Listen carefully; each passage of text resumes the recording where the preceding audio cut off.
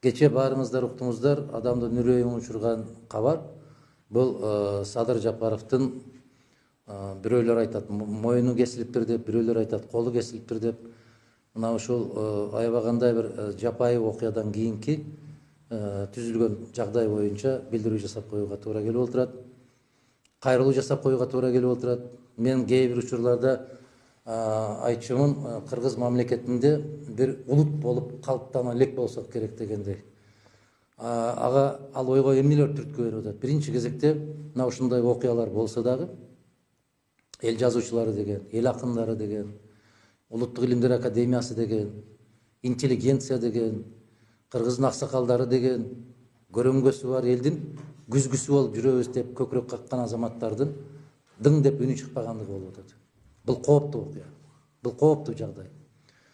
Андан кийин Жогорку Кеңеш деген бир орган бар. Унутуп деле калса керек, ошондой орган бар экен, өздөрү унутуп калса керек. Жогорку Кеңеш ушундай учурда чукул түрдө чакырылуусу керек эле. Чакырылып, болгондо да алардын конституциялык укугу бар, мыйзамдардын так аткарылышын көзөмөлгө салуу.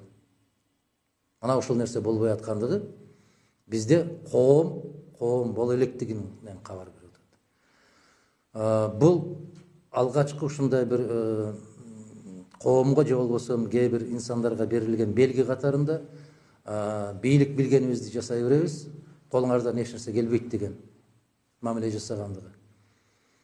Садыр Жапаровдун ушундай абалда түшүп калгандыгына эмне себеп болду? Кимдер себеп болду? Жактоочусу тарабынан айтылганына караганда ар кандай маалымат кетип баратат. Өзү кесип алыптыр деп. Өзү кесип алгандай ал акылы ордунда эмес жигитпи? Эгер башка тараптардан, башка бирөөлөр аркылуу кесилген болсо, эмне үчүн кесилди? Ким киргизилди? Кимдер тарабынан болду? Бул абдан бир көзөмөлгө каттуу алынган ишкана да, мекеме. Мына ушундай учурда бирөө жарым кирип кеттиби ал жака? Кирсе эмне максатта кирди? Экинчиден ушул чыркыратып, өзүн жөн койбой, балдарын кошо камагандан кийин кантип ушунча күндөн бери ошол балдарды энесине көрсөтүп коюу мүмкүн эмес? Эмне үчүн? Биздин эсибизде бар го, баягы атактуу башкесерлер болгон кезде деле адвокаттары менен жолугуштуруп, башка болуп, сый урматты көрсөтүп аткан учурлары көп эле болду эле го. А ушул эки баланы эмне үчүн энесине көрсөтүп койбойт? Эмнеден коркушат? Мына ушундай болуп аткан кезде Жогорку Кеңештин тымпыйы уун чыкпагандыгы, келечекте президент болот элек деп көкүрөк каккан азаматтардын уун чыкпагандыгы бул абдан коркунучтуу жагдайга алып келип отурат. Аш тойлордо 1-2 киши кол чаап койсо, мына чындыкты сызгырып айтып атабыз деген биздин акындар кайда? Дагы бир жолу баса белгилеп айтам. Биз кыргыздын көрөңгөсүбүз, күзгүсүбүз деп жүргөн күзгүлөр кайда? Же сынып калыштыбы? Же талкаланып калыштыбы? Эмне болуп кетишти? Мына ушул бүгүнкү түзүлгөн кырдаал абдан кооптондурат. Мен ушуну гана баса белгилеп айтып койгум келди. Коомчулук деген барбы? Кыргыз мамлекети деген барбы? Өкмөт деген барбы? Жогорку Кеңеш деген барбы? Интеллигент деген барбы? Бир сөз менен айтканда, кыргыз эли барбы же жокпу? Эмне болуп атабыз? Кайда баратабыз деп сурады эле. Кайда баратканыбызды мына бүгүн көрүп атабыз. Биз ушул каракчылар өлкөсүнө келип калганыбызды сезип атабыз. Биз мыйзам үстөмдүк кылбай, кара күч үстөмдүк кылган мезгилге келип калдык. Эмне үчүн Садыр Жапаровду мамлекеттик коопсуздук комитети тарабынан кармалгандан кийин башка инсандар жаткандай эле болуп, ошол жерде жатпай, биринчи убактылуу кармалуучу жайга жеткирилип атат. Эмне үчүн? Эмне үчүн? Кимдер бар ал жерде? Өзү менен кошо 3 киши жатат дейт. Алар кимдер? Эмне максатта ошол жака алып барылды? Эмне үчүн тергөө мындай бир адамгерчиликтүү жол менен жүрбөй атат? Ушул маселе абдан көп жоопторду туудурат. Биз иман, адеп, ахлак жылы дегендеги имандан айланып кетишсин ушулар. Кайдагы иман, кайдагы адеп, кайдагы ахлак. Менимче бул абдан чегине жеткен жапайы көрүнүш. Тез арада, чукул арада жогорку кеңеш кезексиз жыйналып, конституцияны өзгөртөм дегенде жыйнайт го кезексиз. Же өздөрүнө керектүү болуп калганда жыйналышат го кезексиз. Кезексиз түрдө жыйналып, көз карандысыз комиссиянын түзүлүшүн талап кылышыбыз керек. Ошол комиссия барып, башынан аягына чейин аябай терең изилдеп чыгышы керек. Бүгүн бул маселе изилденбей турган болсо, тарых алдында баары бир эртеби кечпи изилденет. Ошондуктан мен чакырып кетем. Тийиштүү болгон мамлекеттик органдарды жана кайдыгер эмес элдин өкүлүбүз деп отурган, көкүрөгүнө значок тагып жүргөн азаматтарды, келечекте президент болот элек, президент болгубуз келет деп, микрофону бар колунда, астында трибунасы бар азаматтар бар. Эгерде бүгүн унчукпай, бүгүн кайдыгер болуп, бүгүн менин жумушум жок деп отура турган болсо, эртеңки күндө аларга дагы мамлекеттин келечегин тапшыруу өтө опурталдуу болуп калат. Парламенттен сырткары саясий күчтөр топтолуп, адатта 2005 жылга чейин ушундай толкундар болгондо оппозиция өкүлдөр топтолуп, талкуулап, өзүнүн баасын берип, талап кылып ушундай бир көрүнүштөр болчу да. Бүгүнкү учурда ошол эле сиздердин өчүлтик, андан башка да саясий башка күчтөр менен ушул багытта кандай бир консультациялар болуп, кандай бир чечим кабыл алуу болобу же? Туура суроо, бирок сиз айтып аткан кээ бир кишилерди күндүзү чырак менен издеп таппайсың бүгүнкү күндө. Күндүзү чырак менен издеп таппайсың. Баарынын жүрөгүнүн суусун алынган. Баарынын аркасында кандайдыр бир калбырлар байланган. Бүгүн чүчкүрсө да ойлонуп чүчкүрүп, аябагандай ошо бир коркунучтуу жагдайга кептелип калган учурлар. Сен мага тийбе, мен сага тийбейм деген саясат жүрүп атат. Ошондуктан бүгүнкү күндө биз оппозициябыз деп көкүрөк кагып жүргөндөрдүн баары көрүнүп атат. Кимдер экендиги алар. Тынч мезгил болуп отурса, баары жакшы болуп отурса, биз ал көз караштабыз, биз бул көз караштабыз деген баатырлар көп экен. А чыныгы баатырга муктаж болуп калган кезде карап көрүңүз, эч ким жок экен.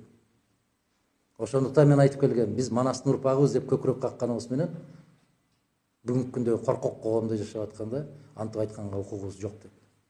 Бизге караганда көптөгөн кыздар туура чыгып атат. Көптөгөн кыздар өздөрүнүн пикирин ачык айтып атат. Ачык билдирип атат. А бирок баягы ер азаматтардын бүгүнкү күндө үнүнүн чыкпай атканы, же болбосо издесең таппай аткандыгы, бул жалгыз эле сиздерди эмес, саясатчы катары мени дагы абдан өкүндүрөт. Тилекке каршы ушундай. Жаза аткаруу кызматы өзүнө өзү кол салды деп атат Жапаров. Бул канчалык реалдуу сиздин көз карашыңыз? Бүгүнкү күндө мамлекеттик кайсы мекеме болбосун аларга ишенүү кыйын, өтө кыйын. Өзүнө өзү кол салгандай ал жангешти эмес биринчиден. Экинчиден, Садыр Жапаров ал сабаттуу, маданияттуу, кыргыз нарк населин туура түшүнгөн, анын ичинде ислам маданиятын туура түшүнгөн инсан. Ислам маданиятында өзүнө өзү кол салбайт. Өзүнө өзү мыкаачылык кылбайт. Себеп убактылуу кыйынчылыктарга чыдабай өзүнө өзү кыянаттык кылган болсо, түбөлүктүү азапка калып калуусу боюнча ал жигиттин кабары бар. Ошондуктан ал андай жолго барбайт. Мен эгер өзүнө салган болсо, эмне үчүн коркуп жашырып отурушат? Жок дегенде жакын тууган уруктарын киргизип, өзүнүн оозунан угузуп койсо болот да. Кезинде ушундай болгон. Бул биринчи жолу болуп аткан жок.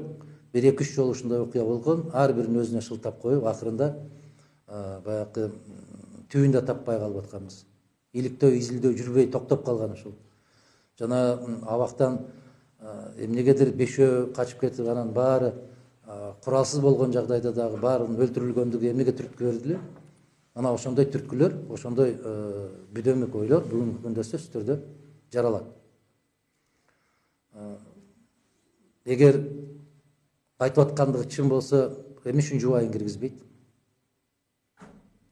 Эмне үчүн какшап сыртта отурган, ыйлап отурган энесин балдарына киргизбейт? Мына ошол талапты бүгүнкү күндө сөзсүз түрдө коюшу керек. Жогорку кеңеш коюусу керек бул талапты. Сөзсүз коюшу керек. Дагы бир жолу айтам, эгерде ушундай учурда эл өкүлдөрү эл өкүлдүгүн көрсөтпөгөн болсо, алар көрсөтпөйт, көрсөткөндөй эмес. Бирок ушундай учурда көрсөтпөсө, анда ушундай эл өкүлдөрүнөн болгондон караганда андай болбой койгону эле жакшы эл өкүлдөрү. Көз карандысыз үмүттүү болуш үчүн кандай шарттар болуш керек? Парламент Жогорку кеңеш тарабынан түзүлүшү керек, курамы ыкчам.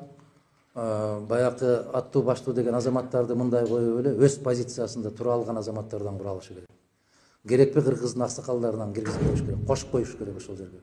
Эч кандай саясий топтун, саясий күчтүн талабын талашпаган нукура адис, мен пендемин, мен жараткандын алдында корком, туура эмес сөз айтуудан корком деген позицияны карманган кыргыздын мыкты азаматтарынан, кыздарынан, курамынан түзүлүшү керек. Дагы токтоосуз түрдө абалынан кабар алып, бүтүндөй коомчулукка жарыялашы керек.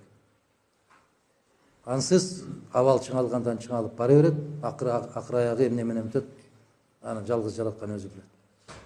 Биз адам катары болушубуз керек. Бүгүнкү күндө саясатчы катары эмес, же бир жеке кызыкчылыкты көздөгөн инсан катары эмес. Бир тууганың сенин, бир азаматың, мамлекеттин бир жараны ошондой абалга кептелгенден кийин бул баарыбыздын жүрөгүбүз сыздашы керек. Мүмкүн бул бизге жетип калган кабар. Мүмкүн ушундай кабар жетпеген эчен-эчендери азаптарда жаткан болушу мүмкүн. Негизи соңку мезгилде, соңку 1-2 айдын ичинде кармалгандардын баарынан кабар алуусу зарыл. Себеп ал жерде укуктук тарапка караганда саясий тарабы басымдуулук кылып аткан кармалган азаматтардын баарынан бүгүнкү күндө кабар алуусу шарт. Милдеттүү түрдө шарт. Омбудсмен койсо болот эле ушул маселени биринчи кезекте. Дагы башка бир мекеме уюмдар бар, эми алар унчукпагандан кийин ушуну айтып чыгууга мажбур болуп атам. азыр учурда бийликке каш кайтарып, ага сым айткан саясатчыларга карата бургуткан мамлекеттер да жатат. Ушундай бул бара берип турганыбызда кандай болушу мүмкүн жыйынтыктары, кезектери? Жакшы сөз бар да, мышыкты деле бурчка такап, шыпыргы менен чаба берсең жолборс болуп чыгат дейт. Жетишет го дейм да ушу. Азыр өзүм билемдик менен баягы өтө сабатсыз балдарды топтоп албады, өтө сабатсыз балдар. Укук коргоо тармагындагы иштеп аткан балдар өтө сабатсыз. Абдан сабатсыз. Жоопкерчилиги абдан күчтүү болот. Экинчиден, биздин мээрибиз ушунчалык катып калды. Биздин мээрибиз ушунчалык катты. Ошол баягы балдарды сабаган, колунда таягы бар азаматтар ким болду экен ошолор? Ошолордун да балдары барбы экен? Ошолордун да ата-энеси барбы экен? Ошолордун да аялы барбы экен?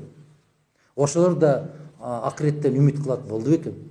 Ошолордун көкүрөгүндө ыйманы болду экен? Ошолордо абийир барбы экен? Мына ушул суроолорду койгум келет. 1000 жерден сага буйрук берилгенде дагы өзүңдүн каның менен кан болгон, жаның менен жан болгон, бир тамырдын бутагы болгон бир кыргыздын баласыны кайсыл акмак, кайсыл каргыш тийгирдин колу көтөрүлөт сабагынга? Сен кимди сабап атасың? Сырттан келген душманды сабап атасыңбы? Кыянатчылык кылган бир кылмышкерди сабап атасың? Кимди сабап атасың? Сен өз балаңды, өз тукумуңду, өз келечегиңди, өз тамырыңды сабап атканың менен акылың иштейби ошого? Мээң жетеби? Мен ачык эле айтам, ошо каргыш тийгирлер деп айтам мен. Кантип колу көтөрүлөт алар? Жан соога деп жатып калган иттин баласын да сабабайсың го. Күчүктү да сабабайсың го. Козуну да сабабайсың, торпокту да сабабайсың го. Канчалык даражада мыкач болуп калды? Дени башы карды согуп ал азаматтарды. Же башка жактан жалданма болуп келген балар. Алардын каны ким? Алардын жүрөгү ким деп согот? Мына ушундай көрүнүштөрдү көрүп атканда үн чыкпастан телпейип отуруп алган биздин интеллигенттер кайда? Кыргыз эл баатырлары кайда? Кыргыз эл жазуучулары кайда? Кыргыз эл артисттери кайда? мынау маселени койгум келет.